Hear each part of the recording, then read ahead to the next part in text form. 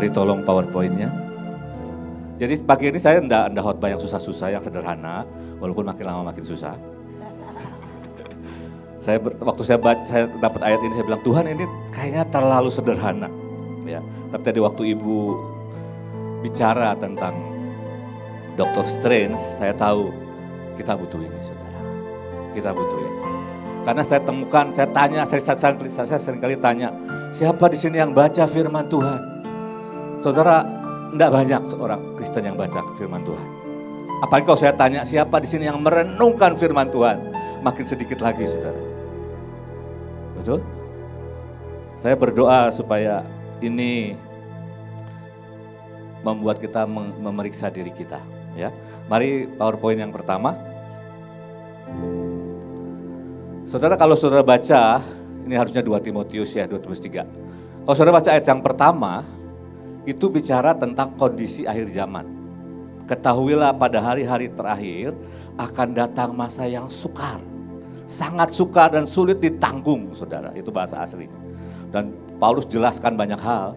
Tapi perikop kedua itu bicara tentang pembacaan firman dan penganiayaan, ya di situ bicara itu.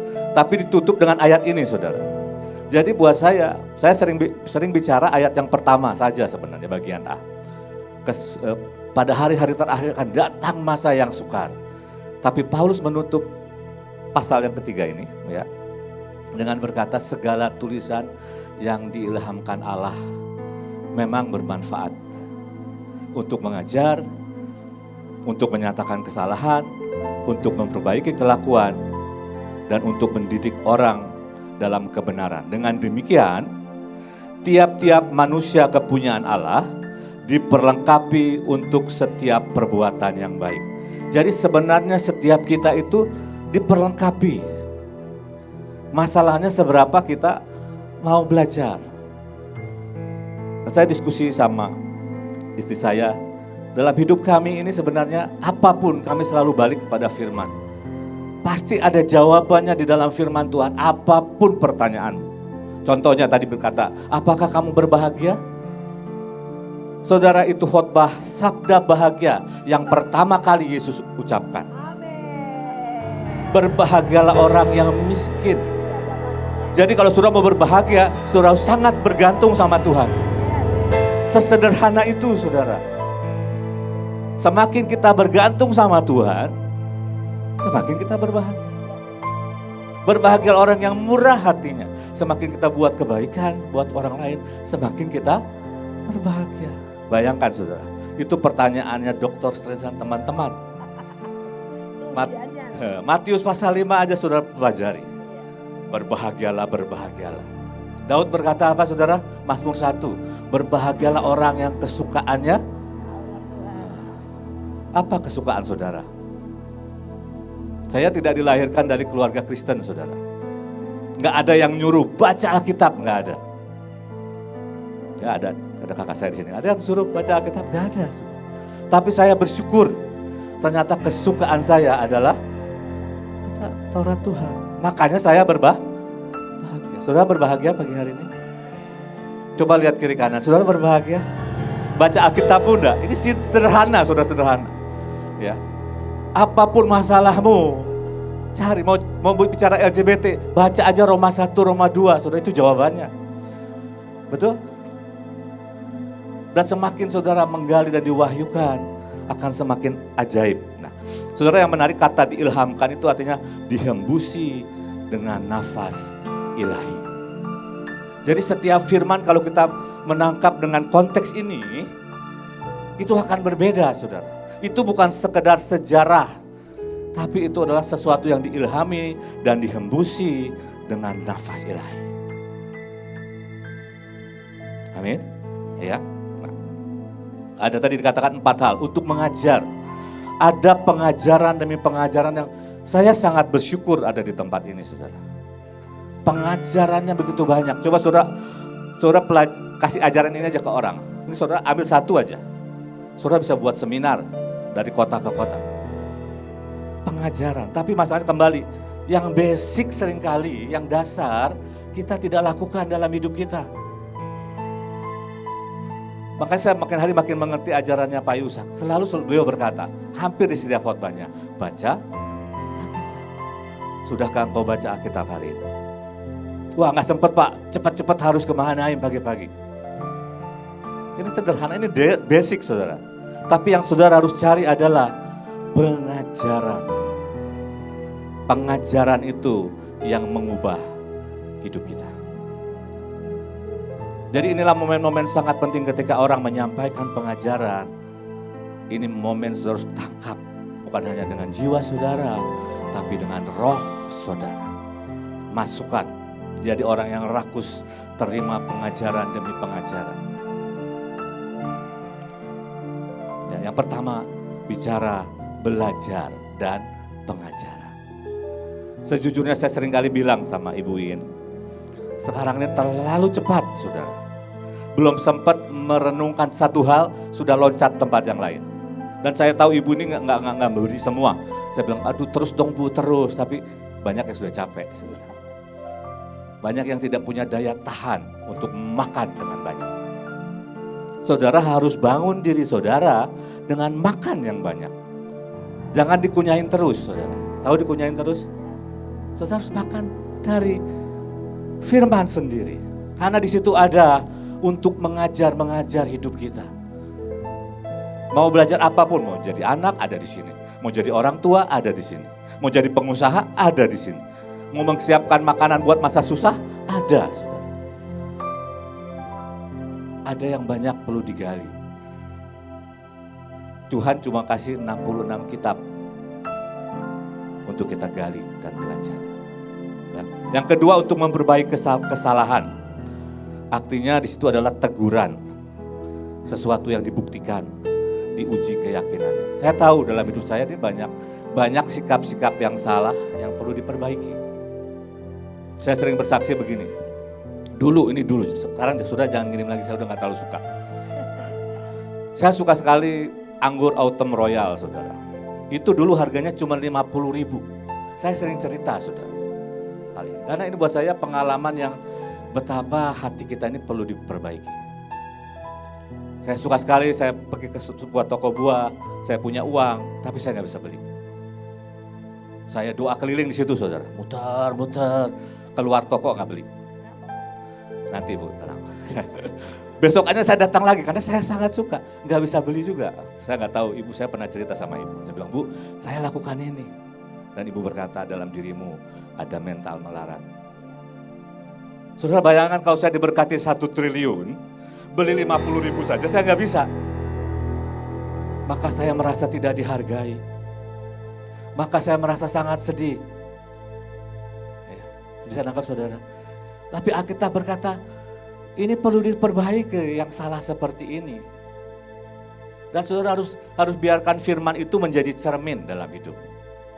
Amin. Apapun, saudara mungkin lagi saya punya nanti sebenarnya nomor 3 ya, untuk memperbaiki kelakuan dalam arti meluruskan lagi, membereskan, mereformasi. Nah, saya ini kan dari kecil sampai saya mungkin 2-3 tahun yang lalu pengennya pulang, saudara. Pulang dalam arti yang bukan yang positif. Udahlah capek lah dengan banyak persoalan, pulang aja paling enak. Tapi saya berurusan dengan itu. Saya mau yang bengkok ini diluruskan. Dan saya ingat selama 1 bulan, itu bulan Februari saya ingat. Saya merenungkan Mazmur 40 ayat 8 dan 9. Saya berkata, Tuhan ada tertulis di kitab-Mu tentang aku. Dalam gulungan kitab-Mu ada tertulis tentang aku.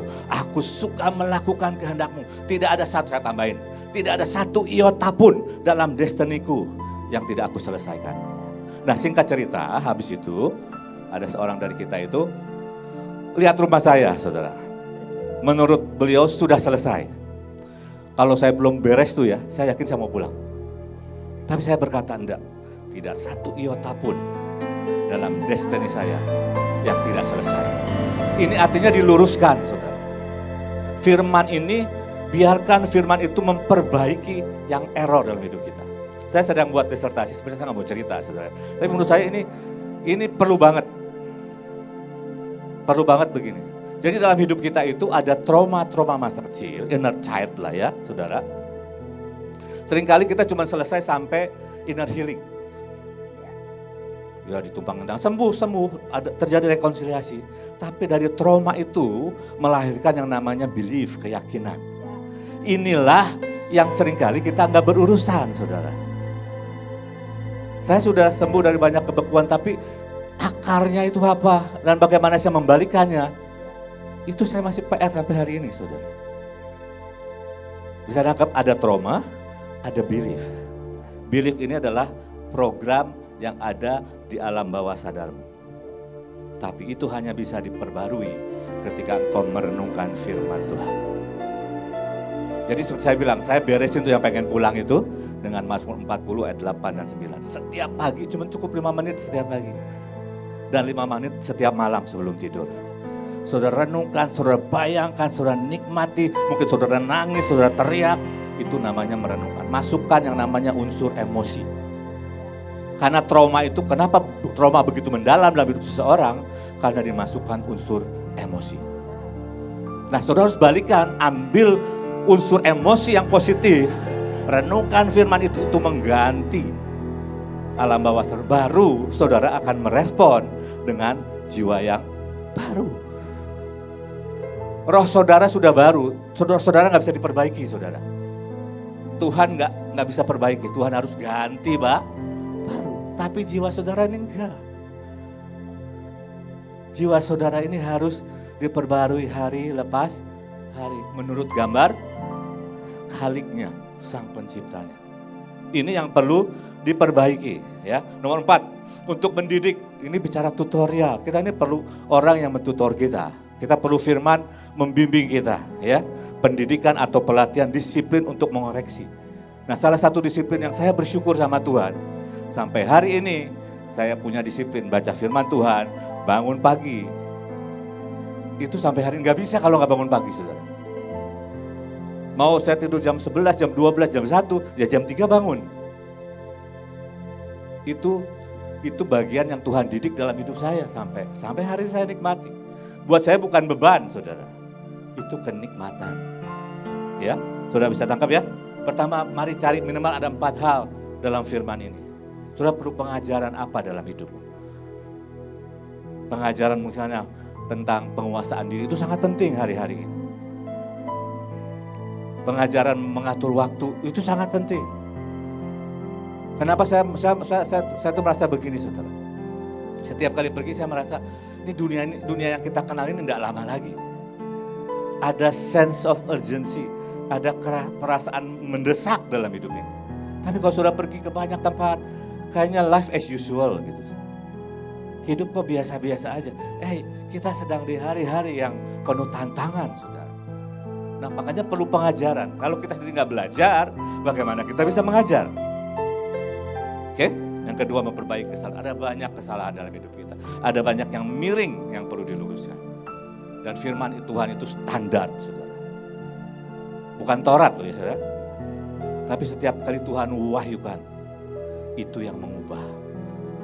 Karena sekali lagi, setiap tulisan yang diilhamkan, yang dinafasi Tuhan, makanya perlu roh Tuhan untuk kembali menafasi setiap firman dalam hidup.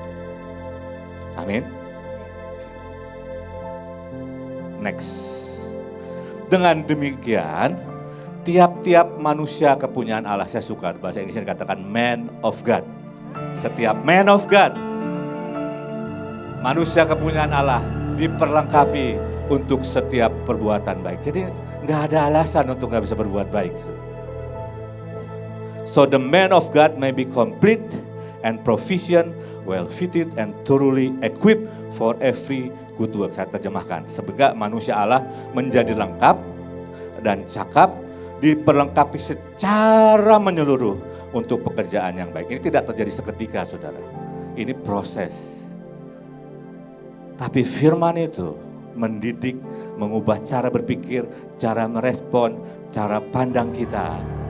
Sehingga kita ini dilengkapi. Setiap saudara dilengkapi oleh Tuhan sesuai dengan panggilan. Saya nggak bisa teriak-teriak, saudara. Teriakan saya tuh aneh. Ya. Nggak bisa. Ya.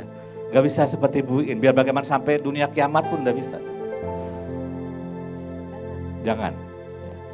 Kita berbeda. Kata diperlengkapi Amin. Kata yang diperlengkapi itu artinya segar. Saya tahu setiap kali saya dapat pewahyuan firman atau saudara dapat pewahyuan firman, itu ada yang segar, saudara.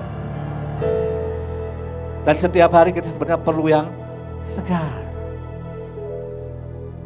Dan yang paling menarik itu sempurna, lengkap sempurna. Saya itu punya pertanyaan begini, saudara.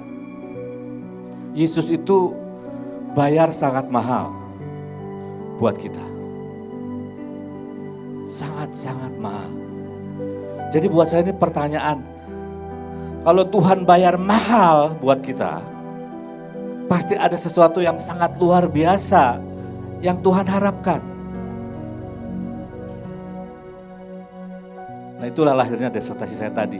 Buat saya, apa kurangnya? Dulu saya pegang sekolah 10 tahun, saudara. Apa kurangnya, saudara? Setiap pagi devotion, itu jamahan hati Bapa mungkin udah berkali-kali. Bahkan di zaman saya itu ada setiap bulan ada tema ayat yang direnungkan. Inner healing sudah ratusan kali. Dan buat saya itu pertanyaan, kenapa masih banyak orang yang tidak menikmati dan mengalami apa yang Yesus sudah bayar buat kita. Nah, salah satu yang saya temukan itu tadi, banyak orang tidak ketemu traumanya apa, akarnya apa. Saudara, bagaimana saya bisa menemukan bahwa saya pengen pulang itu gimana, saudara?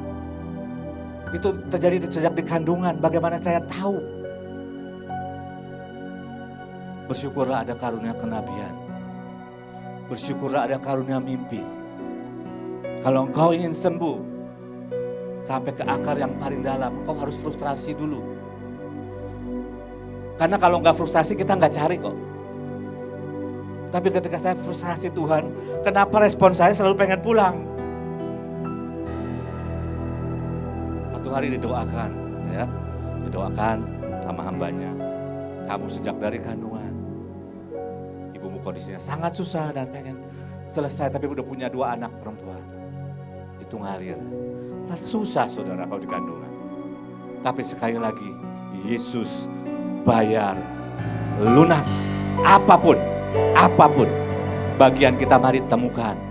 Bagian kita mari belajar. Bagian kita mari renungkan.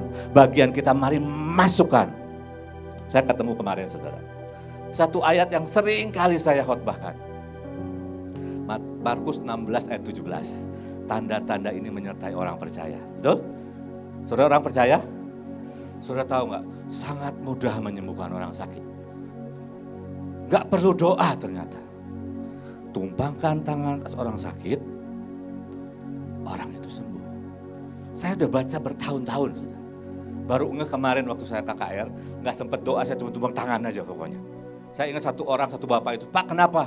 Pokoknya ini lehernya keras sekali. Saya cuma tumpang tangan. Udah, karena saking banyaknya orang, saya sendirian. Akhirnya, terakhir masih ketemu lagi, dia udah ketawa-ketawa. Gimana Pak? Sembuh Pak. Waktu pulang saya renungin ayat itu. Tuh nggak perlu doa loh di situ. Tanda cuma tumpang tangan atas orang sakit, orang itu sembuh. Saya bilang Tuhan, saya bertahun-tahun baca ayat ini. Dan kata menumpangkan tangan itu bukan cuma numpangin tangan, mengarahkan tangan pun termasuk. Ada yang sakit pagi hari ini? Boleh angkat tangan. Nah, coba yang dekat, tumpang tangan. Tumpang tangan aja, saudara nggak usah doa. Tumpang tangan saja. Amin. Ternyata memang perlu pewahyuan, sudah perlu pewahyuan. Tapi semakin saya belajar firman itu memang ajaib. Ya, kata perbuatan itu ngeri. Kata baik itu yang baik, ya itu artinya baik. Kerja keras, perbuatan, pekerjaan, bisnis, perusahaan, produk, industri. Bayangkan saudara.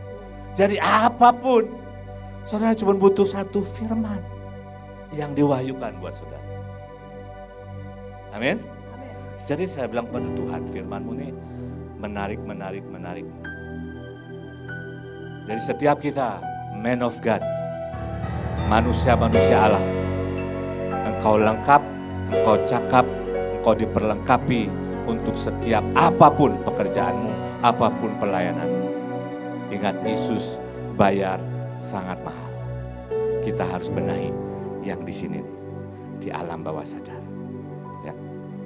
Sekarang yang rada lebih susah lagi. Apa sih yang saudara pikirkan? Tolong slide berikutnya.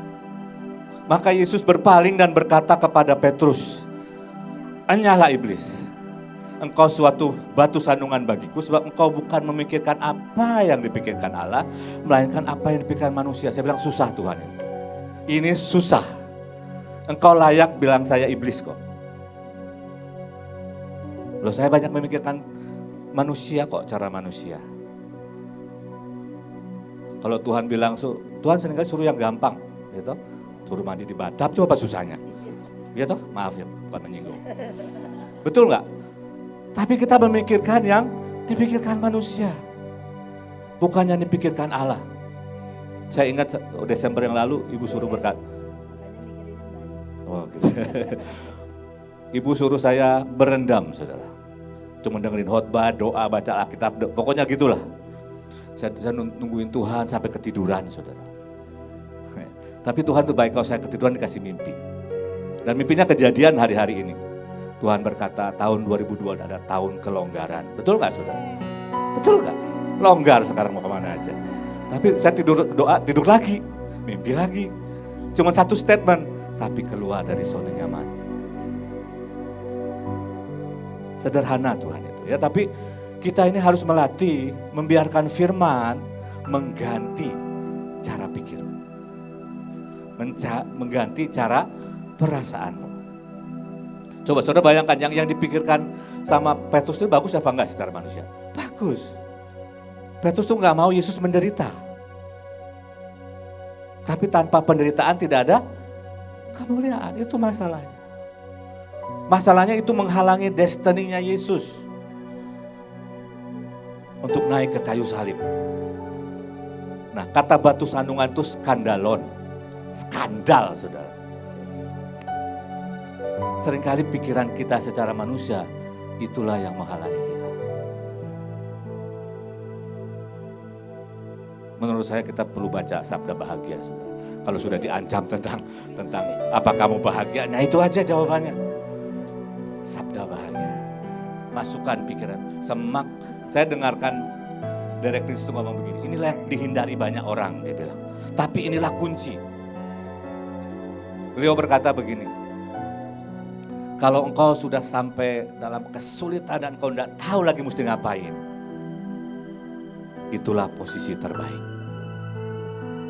Saat engkau sudah tidak bisa apa-apa, itulah posisi karena dalam kelemahanlah kasih karunia-Nya besar.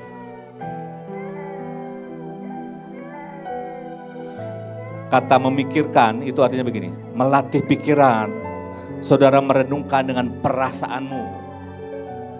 Nah, kita harus ganti, biarkan firman itu yang mengganti hidup pikiran kita. Biarkan firman itu menjadi fokus. Saudara kalau baca Mazmur 119 ya, itu kadang-kadang lucu. Dia lagi menghadapi apa, tetapi inilah yang kurenungkan. Dia lagi ngomongin musuhnya, tetapi inilah yang kurenungkan, betul? Artinya Daud aja selalu balik ke firman Tuhan. Selalu fokuskan dirinya ke firman Tuhan. Saya tahu ini hal yang sangat dasar. Tapi menurut saya hari ini sangat perlu. Ada banyak distraction, ada banyak hal yang mengalihkan perhatian kita. Saya lihat tinggal sedikit ya. Next. Apa yang saudara nikmati? Bagaimana kamu dapat percaya? Kamu yang menerima hormat seorang dari yang lain dan tidak mencari hormat yang dari Allah yang esa. Waktu saya baca ini, saya bilang, wah ngeri sekali ya Tuhan. Dikatakan mungkin bahasa ini, bagaimana kamu bisa percaya? Terjemahan lain berkata, kamu gak akan bisa percaya kalau yang kamu nikmati, yang kamu cari adalah perkenanan manusia. Lah siapa tuh yang tidak suka pujian? Saya bilang ini susah Tuhan, tapi bisa. Tentu saja kamu tidak dapat mempercayaiku, kata Tuhan. Karena kamu hidup untuk menikmati pujian orang lain dan bukan pujian yang dari Tuhan yang benar. Soalnya kita harus belajar untuk selalu tanya, Tuhan, Apakah ini yang kau suka? Sejujurnya seringkali justru dalam keadaan kondisi yang menurut saya tidak perfect, bukan kondisi yang asik, justru saya melihat perkenanan Tuhan di sana. Sejujurnya nih, kalau ngomong jujur-jujuran saudara, jujurlah padaku. Saya mau digantiin orang lain khotbah hari ini. Saya ini sudah doa berhari-hari tanya Tuhan mau apa, mau bicara apa. Di sini udah banyak pengen bicara hebat-hebat, pewahyuannya luar biasa.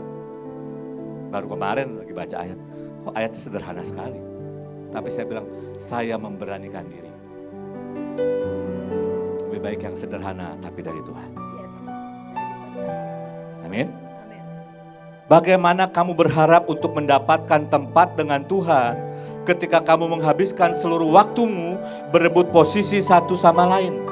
Peringkat saingan, wah sekarang aku udah tersaingi sama si A, si B.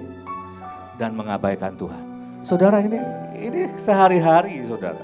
Kalau kita enggak berhati-hati, kita sangat mudah tergelincir ke sana. Hidup-hidup penuh persaingan, penuh tantangan. Kalau kita enggak punya rasa aman yang firman berikan, yang Yesus berikan, sangat mudah kita tergelincir. Dan tanpa sadar kita masuk dalam persaingan yang bukan maksud Tuhan seperti itu. Terakhir. Apa yang ada di dalam saya dan engkau? Yesus berkata begini, tidak banyak lagi aku berkata-kata dengan kamu, sebab penguasa ini datang dan ia tidak berkuasa sedikit pun atas diriku. Tetapi supaya dunia tahu bahwa aku mengasihi Bapa dan bahwa aku melakukan segala sesuatu seperti yang diperintahkan Bapa kepadaku. Bangunlah, marilah kita pergi dari sini. Nah saudara, ini ditulis di Yohanes 14, ini hari-hari menjelang Yesus naik ke kayu salib. Hari-hari terakhir hidupnya. Dan iblis datang sama Yesus, dan iblis gak punya apapun. Kalau bahasa King James berkata, he has nothing in me. Tidak ada satu pun yang dia temui di dalamku. Saya bilang, Tuhan, kalau iblis datang mungkin saya begitu banyak dia temukan dalam hidup saya. Ada kebekuan, ada kemalasan, ada banyak saudara. Kata nothing itu odeus artinya tidak satu pun. Priakah, wanitakah, barangkah, nobody, nothing. Ini harus jadi tujuan hidup kita. Makanya perlu proses, makanya perlu didikan, makanya perlu teguran. Ya, saya akan baca tutup dengan versi Amplified, menurut saya sangat jelas banget. Langsung aja bahasa Indonesianya. Aku tidak akan berbicara lebih banyak lagi denganmu karena pangeran jenius jahat penguasa dunia akan datang dan ia tidak punya hak atasku. Dia tidak memiliki kesamaan dengan aku. Nah, saudara, sama dengan siapa? Dengan Yesus? Atau masih ada hal-hal yang sama dengan si jelek? Kalau kita mudah tersinggung, nah itu sama itu. Kalau saudara kesepian, nah itu sama itu. Marah, ya. He has nothing in common with me. Gak ada yang sama. Makanya gak ada pijakan saudara. There is nothing in me that belongs to him. Gak ada satupun, ada sesuatu padaku yang menjadi miliknya, gak ada. Saudara, ini ada sebuah cerita si Kabayan. Saudara. Si Kabayan ini jual rumahnya. Tahu si Kabayan? Kayaknya milenial nggak tahu si Kabayan. Si Kabayan itu tokoh Sunda, saudara. Dia jual rumahnya, tapi dia bilang sama pemilik rumah, aku titip satu paku ya. Dia paku di tembok. Dan dia bilang, paku ini punya saya. Besok dia datang lagi, bawa sarungnya. Kabayan kan suka pakai sarung, saudara. Dia taruh sarungnya, sarung ini punya saya. Akhirnya dia datang, seisi rumah itu punyanya dia. Nah itu namanya punya yang sama. Itu punyanya si Kabayan. Dalam hidup kita perlu proses hari demi hari untuk menghabisi semua yang dari si jelek dan dari dunia ini. Kenapa saudara? Kenapa ini penting? Ketika engkau dibawa sama Tuhan dalam level peperangan yang makin tinggi, itu bukan main tengking. itu main jati diri, main kesejatian. Ini yang berat, saudara. Satu hari saya ingat begini. Ya, saya mau terangkan dengan sebuah cerita. Satu hari kita mau buat KKR di Revoton, masih ingat gak Jos? Saya ingat saya doling ke atas itu, ada yang bilang, itu ada roh kebekuan di situ. Saya usir, saudara. Itu rohnya ngomong begini, kamu masih beku berani usir-usir aku. Ngerti, saudara? Ada yang sama dia. Gak bisa, saudara. Mau misalnya saudara ada orang yang suka uang gitu, mengusir roh cinta akan uang, gak laku. Gak bisa. Iblis mau nuntut Kristus, gak bisa, gak ada yang sama. Gak ada yang miliknya iblis di dalam Yesus, gak ada. Maka saya bilang, Tuhan kalau engkau gak beresin, gak berurusan dengan saya, terlalu banyak yang mirip. Gak tahu dengan saudara, mungkin saudara jauh lebih baik dari saya. Gak lebih panjang. Tapi inilah saudara, semakin lama ini kerinduan Tuhan. Orang lihat engkau ada refleksi Yesus dalam hidup.